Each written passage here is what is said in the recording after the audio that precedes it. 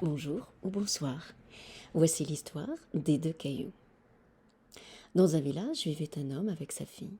Ils étaient pauvres, mais ils s'aimaient et étaient heureux. Cependant, l'homme faisait toujours de mauvaises affaires. À celui qui lui vendait du grain, le grain se révélait être mauvais. À celui qui lui vendait un âne, l'âne, plus fort qu'un bœuf, apparemment, ne voulait rien entendre.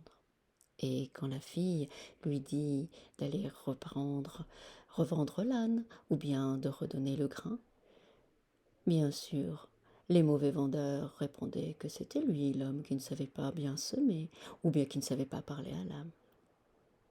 Ainsi, l'homme se disait que le sort s'acharnait sur lui, tout simplement, qu'il n'avait pas de chance.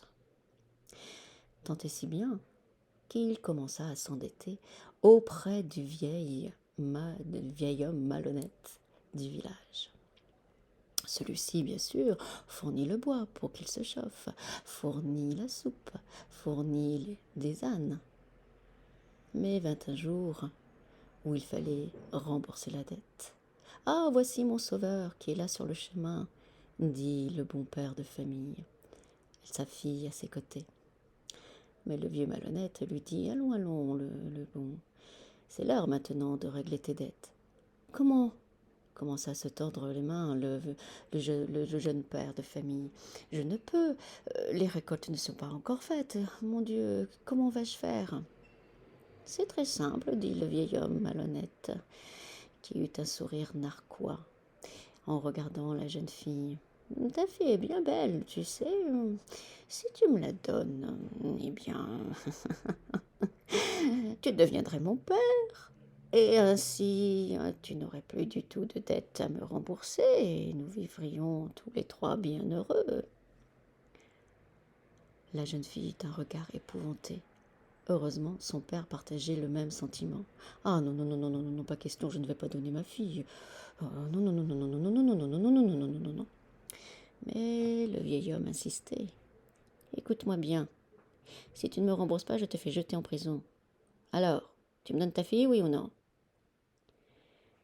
La fille, qui jusqu'ici était silencieuse, n'était pas seulement que jolie, elle était aussi très sage et un peu maligne. Elle dit alors: eh bien, si c'est donc le sort, hein, mon père, qui fait qu'il s'acharne sur nous, remettons-nous au sort. Vieil homme, vois, ici, il y a un sac, un vieux sac de farine. Et ici, sur le chemin très caillouteux, il y a des cailloux noirs et blancs. Si tu mets deux cailloux dans un sac, un blanc et un noir, et que je tire au sort, eh bien, disons que le noir, c'est que je t'épouse, et mon père, à ce moment-là, ne te paye pas sa dette. Ou bien, si je tire le blanc, eh bien, tu ne fais pas payer la dette à mon père, et je ne t'épouse pas. Hmm. Le père se dit: oh oui, quelle bonne idée. Enfin bon, le sort jusqu'à présent n'était pas très bon, mais finalement, dans les deux cas, il s'en sortait plutôt bien. Quant au vieil homme, Maugréa, mais bien, bon, si c'était la solution, hein, finalement, pourquoi pas, pourquoi pas.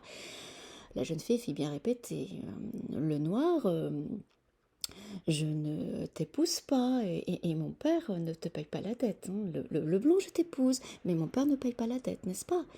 Oui, oui, oui, oui, oui, oui, oui. Tu es bien d'accord, hein, tu as bien entendu. Oui, oui, oui, dit le vieil homme. Oui, faire du fermier qui arrivait à ce moment-là et que la jeune fille avait vu aperçu de loin. Ah, oui, voilà, deux fermiers qui étaient là, qui seraient donc témoins. Alors, le vieil homme se tourna, prit le sac et ramassa prestement deux cailloux qu'il mit dans le sac. Mais la jeune fille avait l'œil vif et vit qu'il avait pris deux cailloux noirs. S'écoula quelques secondes où tout le monde retint son souffle. Le sort en était jeté, et notre fille, qui avait vu la malice et la tricherie, ne dit rien cependant.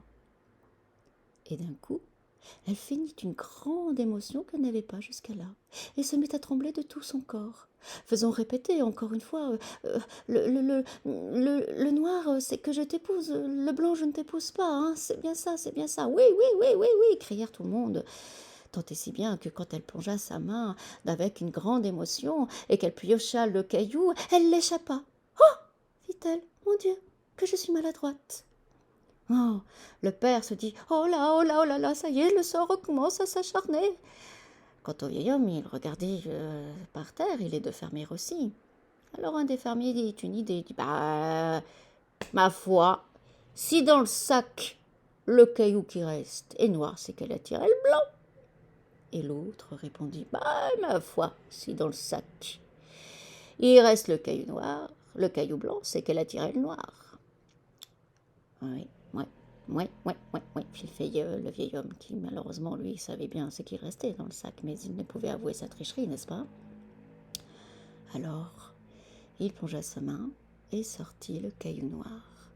Ah fit le père.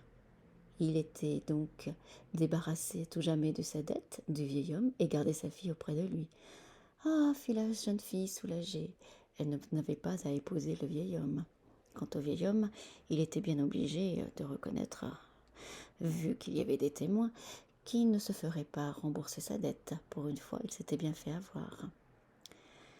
Le père de famille fut bien heureux. Mais la jeune fille, qui avait retrouvé tout son calme, toute sa sagesse et toute sa fermeté, prit son père par le bras et lui dit « Eh bien, mon cher père, on dirait que le sort maintenant est de notre côté.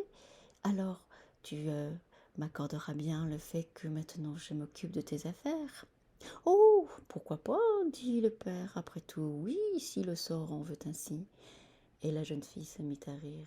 Oui, si le sort en veut ainsi, car elle n'était pas que jolie ni sage, mais très rusée aussi. Et sa ruse, sa sagesse, sa bonne réflexion firent d'elle qu'un jour même le roi Salomon fit appel à elle.